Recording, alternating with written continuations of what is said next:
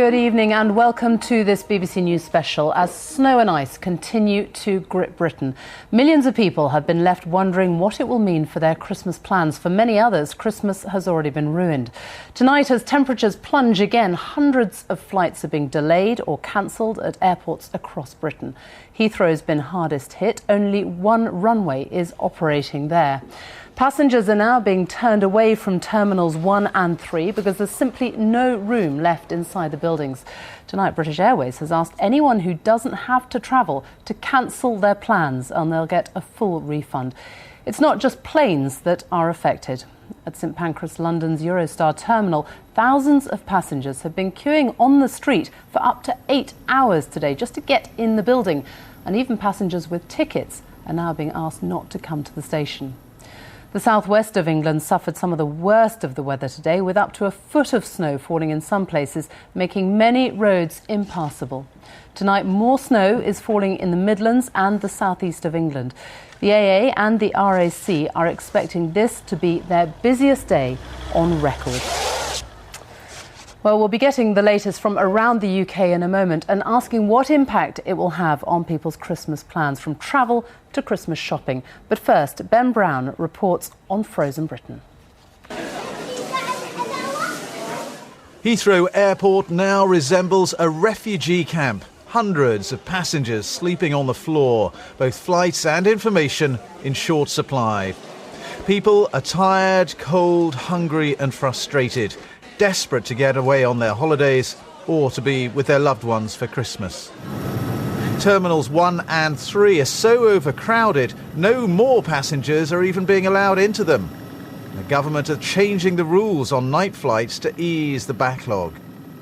Operating hours will be extended until 1 a.m. and arrivals for repatriation flights will be allowed throughout the night.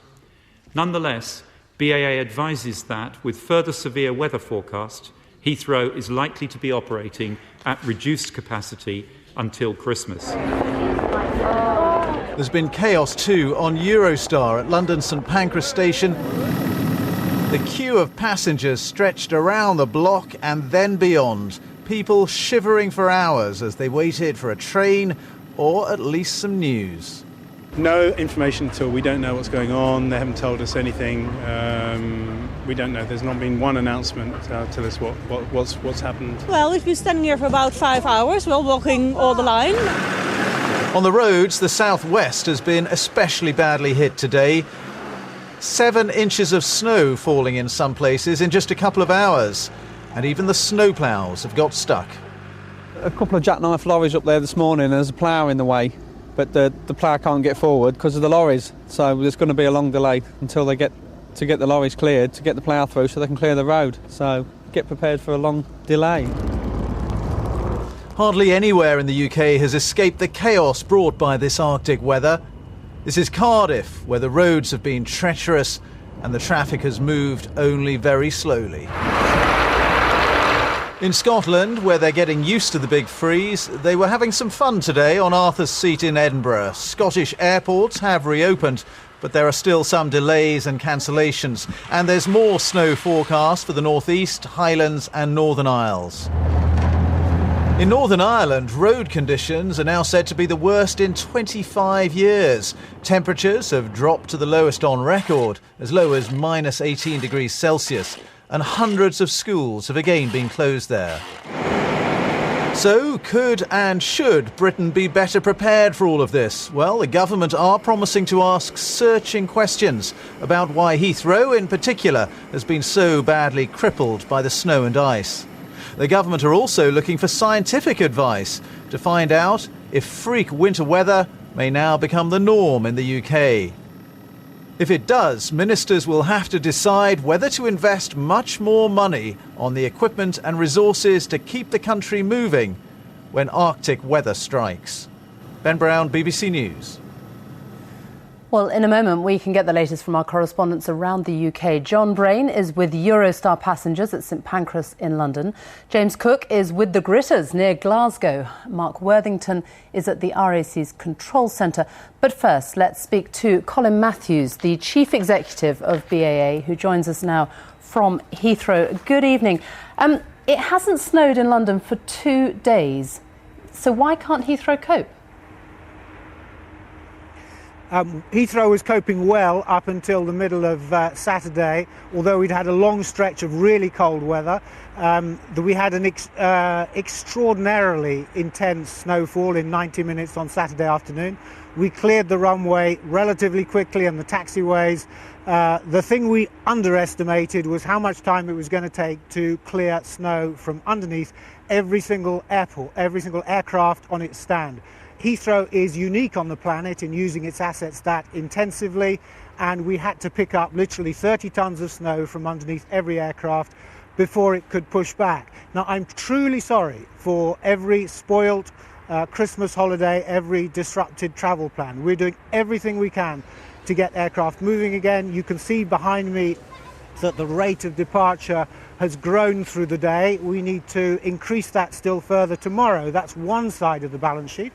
The other side of the balance sheet is we need to make sure that the schedule which airlines plan to fly is deliverable, it's realistic. And that means airlines cancelling flights, not at the last minute when passengers are already in the terminals, but the day before. We're working together with the airlines to make sure we're all in a position to do that together. Okay.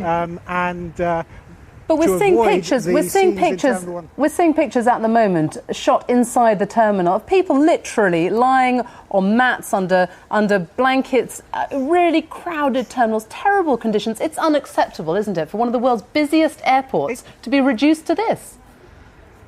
It's wholly unacceptable, and we have to make sure that passengers don't come to the terminals unless we're sure that they're going to leave on an airplane. If more passengers are arriving than are going away on the airplane, that kind of overcrowding in the terminals is inevitable, and that's what we've been focused on in the course of the day together with airlines, to make sure that together with the airlines we can deliver a reliable schedule. Now, that schedule for the coming days is going to be less than a full schedule. Okay, I've got to ask you I need to ask you very quickly, though. We're running out of time. When is Heathrow going to be up and running again? Obviously, so many people have had their Christmas plans ruined already. Well, it's snowing around me right now. If it snows heavily, it'll take us longer to get back on track. If we can escape the snow, we'll get back on track quickly. Even after we have both runways open and a full schedule flying, the backlog of passengers is still, to get in the right place, is big, and therefore I completely understand the message that is coming from British Airways and other airlines to make sure that if it's not essential travel, then it's probably sensible not to travel from now till Christmas, because we have to clear that backlog. Colin Matthews, we're going to have to leave it there. Thank you very much for joining us there from Heathrow.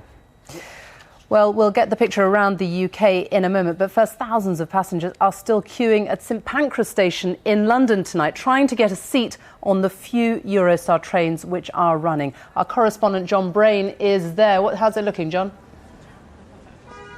Oh, Sophie, it's eased off slightly, but I don't think St Pancras has ever witnessed scenes quite like it's seen today. When we first arrived here, we walked from the front of the queue, which is here at the terminal entrance, to the back of the queue as it then was, and at normal walking pace it took about 15 minutes. We think it was about a mile or so, and we were told about 5,000 people were in that queue. Well, as I say, that queue has shortened slightly, and the people who'd been waiting for around 8 hours or around about that time have now managed to get onto trains, but still, as you can see inside the terminal, still a lot of people waiting, and some of these may not get off tonight. Plans already for people to bed down in here. They've been handing out meals and hot drinks to the passengers waiting. Let's speak to someone here. Chili beef being offered there. How long have you been waiting? About 1 hour, 40 minutes. So not too bad, but what just are your... to come in, just to get inside the terminal. Let's just see the scene through there. That's a long way to get to the actual terminal itself. Yeah. And what are your prospects, do you think, of getting away this evening? No, absolutely not. You've been told that? Yeah. I asked the people in the front of the row, and they told us it will be tomorrow morning. So what will you do? Will you stay here all night? We have to, because it's first come, first served, so we have to wait in the line. And what about the information you've been getting? We've been hearing complaints from air passengers of lack of information. No. What have you been told? When we came in the station, we went to one of the guards, and they told us directly the correct information. We have to wait in the globe, and we will be served first come, first served. So they were correctly. Okay. No problems. Well, good luck eventually getting home, I hope, for you. Well, as you can see, real chaotic scenes here. But, of course, travel disruption all over the country. Let's see the situation north of the border with James Cook at Renfrew in Scotland. Yes, Scotland has been battling these Arctic conditions now since November. In the past month, there have barely been 2 days where snow hasn't fallen somewhere here in Scotland. It's caused huge amounts of problems. At one point, the M8, the main motorway between Glasgow and Edinburgh, was partially closed for 48 hours. That incident led to the resignation of the Scottish Transport Minister Stuart Stevenson, and his successor Keith Brown has been very keen to suggest that he's taking a more hands-on approach, and these here are his main weapons. The gritters, they're just moving out, and the snowplows moving out tonight onto the motorway network in Scotland. Another one there being loaded up with salt and grit. They're covering, just from this depot alone, about 300 miles of the Scottish trunk road network, and it's a very difficult task indeed, because tonight temperatures in the central belt of Scotland are forecast to drop as low as minus 10 degrees Celsius, whereas temperatures further up in the Highlands, in the Highland Glens, could drop to minus 18, and it's been like that for weeks and no sign of it ending. That's the picture here. What about on the M6? Mark Worthington is at the RAC control centre. Well, James, we've heard a little about the trouble that motorists are having tonight. When they do have difficulties, it's often breakdown assistance call centres like this RAC one here who hear about it first. And here they're dealing with twice as many breakdowns as they would do on a normal busy Monday. That upwards of 16,000. Now, here to talk about quite how things are on the roads is the technical director, David Bisley. Just set out for me the picture that motorists are dealing with tonight. Well, the conditions are just about as bad as they can be. The combination of snow and temperatures which are 10 to 15 to 20 degrees below zero makes treacherous driving in any area. And just tell me what kind of issues motorists are reporting most, and indeed what the hotspots or indeed cold spots are. Well, certainly the hotspots as far as breakdowns are concerned, the West Midlands, particularly in Birmingham and to the west of Birmingham, and then in a corridor in the northwest between Manchester and Liverpool.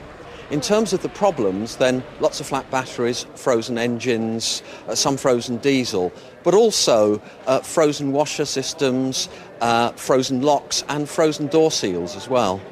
David, thank you very much. And what we've heard here from the RAC is that those problems with screen wash and with frozen doors can be dealt with quite easily. Those numbers of calls are just increasing the stress on the workers here and those on the roads who are trying to deal with all of these breakdowns. So the advice, as well as staying off the roads where you can, is to make sure that when you call somewhere like this, you really need to. Mark Worthington, James Cook and John Brain, thank you all very much. So why is the snow so bad this year? Is it a freak occurrence, or can we expect more winters like this from now on? Peter Gibbs is here with me. Now, why are things so bad?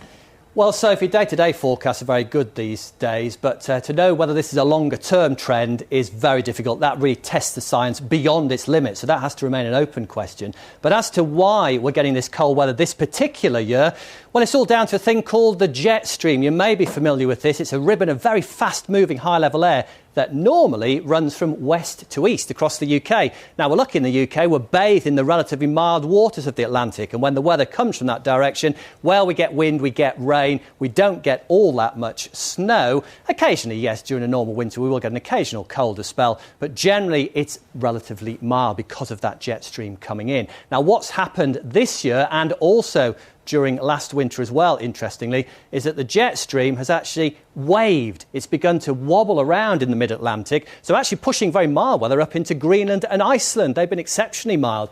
Big area of high pressure, acting like a big boulder in that river of fast-moving air, pushes the mild weather out of the way. It opens the door then to much colder conditions to come in across the UK. So wind direction, all important. We're at the weather crossroads of Europe here in this country. So with the westerlies removed from the equation, we can pull in air from the Arctic, bringing snow showers, in from Scandinavia, picking up snow across the North Sea and heading in down that eastern side of the UK, or from very cold regions, of course, across Russia. And we know what that easterly wind feels like this time of the year. It stays absolutely bitterly cold. So that's what we're stuck with. As to the reasons for that, that's a difficult one to answer. And that's the key question we need to answer in the future to know whether we're going into more of a sequence of these sort of cold winters, Sophie. A full forecast from you later on, but thank you for now.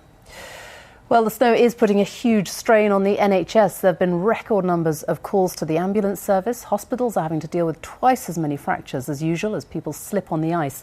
And with supplies running out, the NHS is appealing for blood donors to come forward. Well, let's go live now to Swansea and get the latest from our Wales correspondent, Ross Harris, outside the Morriston Hospital. Ross.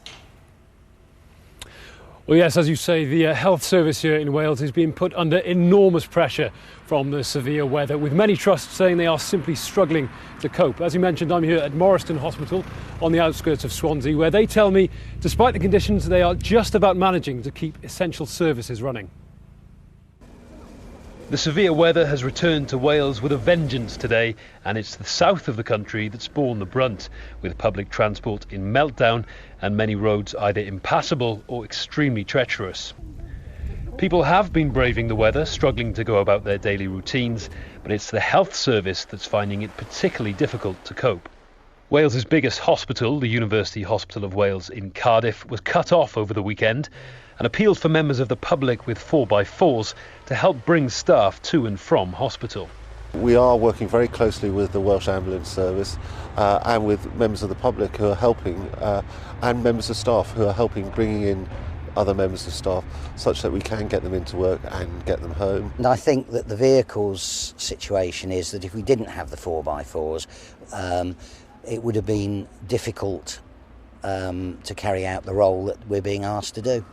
One of the services feeling the pressure the most is the blood service. The freezing weather has meant many donation sessions across Wales have been cancelled. There's now a desperate shortage of supplies, and the Welsh Blood Service is appealing for people to donate. We were unable to get most of our donation clinics open today, and those that we did get open today, we've had to close about midday. Our stock level is now roughly 25 to 30% lower than we would want them to be at this time of year. Although conditions do show signs of improving this evening, the snowfall has softened in most parts, the health service remains under severe pressure. Well, the advice from this health trust, and indeed many others across Wales, is pretty simple. Unless you're a genuine emergency or you have an appointment, don't come to hospital. They're basically saying, if you think you need medical attention, explore all our other avenues first, whether it's your GP or NHS Direct. Don't come to hospital unless it's a very last resort. Ross Harris in Swansea, thank you very much. So many people are asking once again why Britain doesn't seem to be able to cope with the snow and freezing conditions. But in fact, we're not the only ones having problems. Large parts of northern Europe are struggling to keep moving after very heavy snowfalls. Christian Fraser reports now from Pisa in Italy. Well, the picture pretty much the same here in Italy. Chaos at Pisa Airport and at Florence over the weekend. 2 foot of snow fell on Friday, so Ryanair, EasyJet, British Airways all suffering major disruptions. Around 1 in 3 of the flights have been cancelled to Northern Europe today. It's pretty empty inside the airport, and of course Brits are right in the middle of it. Let's speak to a couple. We'll commiserate with Zana and Orlando, who've been here since Friday. We've been here since Friday, supposed to fly on Friday. And now it's Monday, and we don't know if we are going to fly at all today. So you still don't know if you're going to travel? Still don't know. We're hoping we will get on the plane, but I mean, like, the weather's been so dodgy, it's touch and go. Why did you come?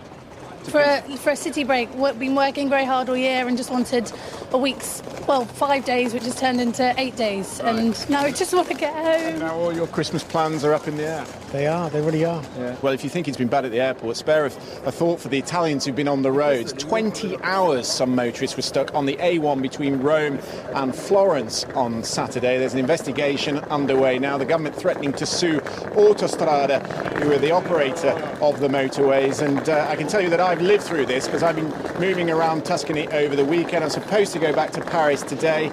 Not very good at all. So the Italians not coping with it well. Let's find out how the Germans deal with the snow. We can speak to our correspondent, Steve Evans. There may be a view that here in Germany they take snow like this in their stride. It's not true though, you know. More of a slide than a stride, really. The transport system is going much more slowly here in Berlin, for example. Trains and trams aren't getting out of the depots, so there's a much bigger gap between the service and then crowds on the platforms as people try and get on. In Frankfurt Airport, 1,300 flights normally a day, only 300 today. People have been sleeping on camp beds in the terminal. So disruption in one part of the system leads to difficulties elsewhere. Chaos, and it's the right word, on the roads, for example, means that de-icer hasn't been delivered to the airports, and that, of course, is slowing things up. So, difficulties here in Germany with snow and ice, much more snow and ice than they're used to at this time of year.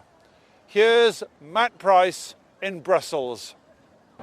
Well, on the trains, as in the skies, there are also problems. Here at the Eurostar terminal in Brussels, there are an awful lot of people who simply don't know when they're going to be able to get home. Let's chat briefly to lady over here. What train were you meant to be on, and do you know if you're going to get home this evening? We should have been on at 3:59. We did queue up and we were told to come back at 4:30, but at the moment it's looking like a bit of a free-for-all.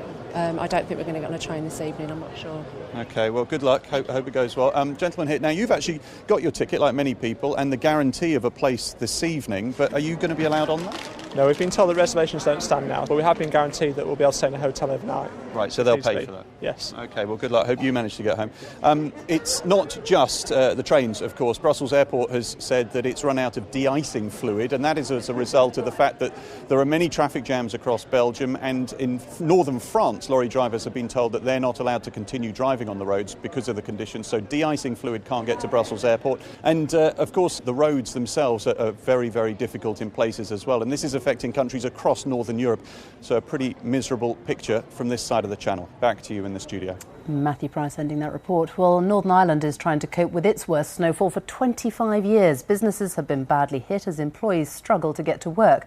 As our Ireland correspondent Mark Simpson reports, there has even been an impact on the traditional festive social scene. Christmas is on ice when it comes to many office parties and festive dinners. At this restaurant, more than 200 bookings were cancelled at the weekend, then 65 more today. Many small businesses rely heavily on selling festive food and drink. So here they're trying to persuade customers to come back next month and celebrate Christmas then.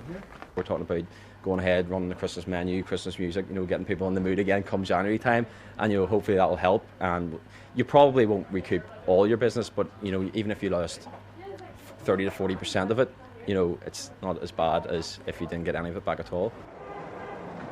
People who have to work outside are suffering more than most. I've never seen weather like this before in my life. The mug's actually freezing now. It's actually turned to ice. The bottles are popping. They're coming up and the glass is breaking. And at the minute now it must be -8 or 9. That's unreal. Companies big and small are facing the same difficulty, getting people into work.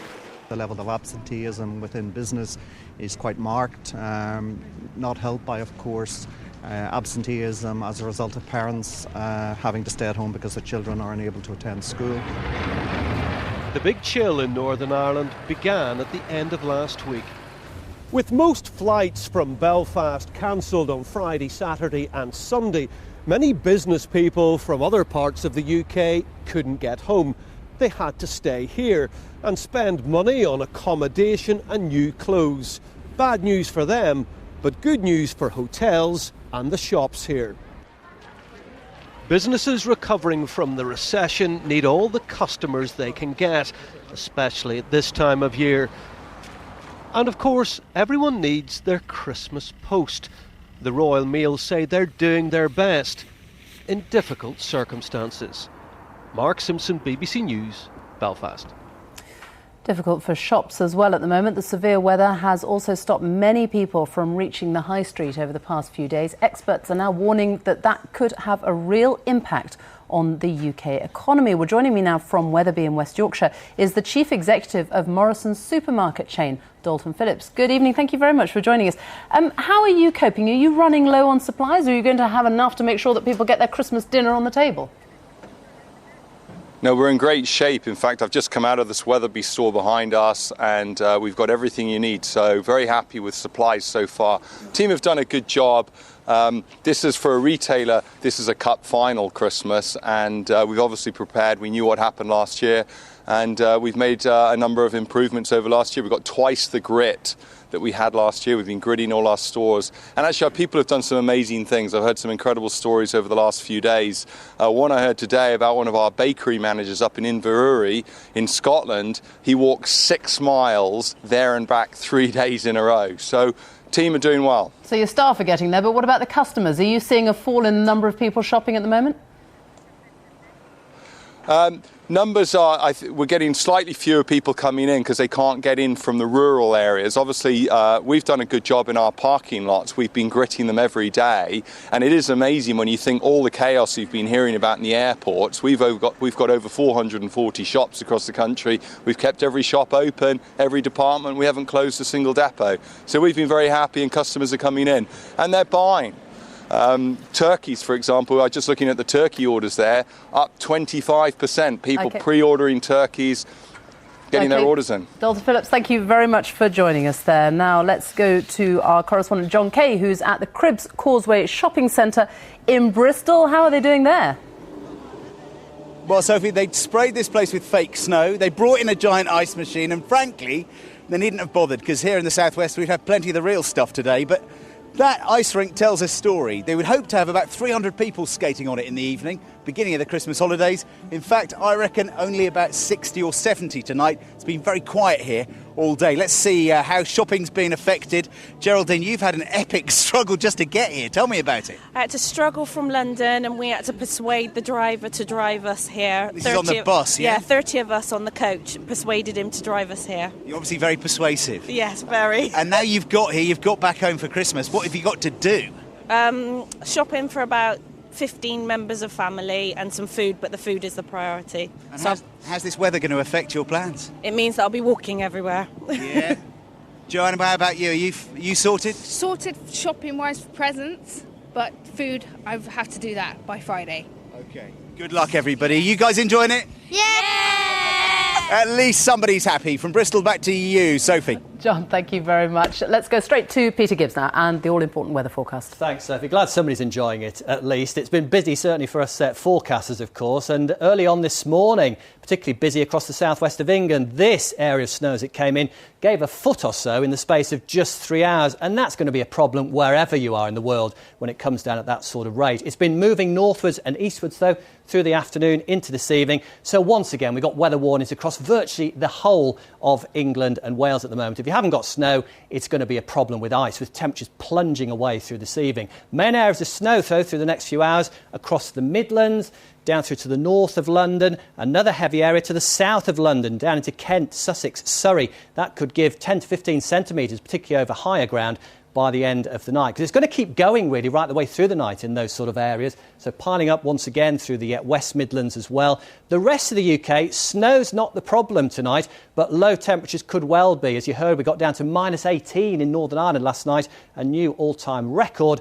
And tonight we could see similar figures. Even in towns and cities, we're talking about minus 8 or minus 9. Tomorrow, well, we take a pause from the snow, thank goodness. A bitterly cold day once again, but there's more snow on the way for southern areas, potentially, Sophie, on Wednesday. Peter, thank you very much. We'll keep up to date with all the latest travel and weather on the BBC News channel, on your BBC local radio station, and of course on the BBC website. But from us, that's it. Goodbye.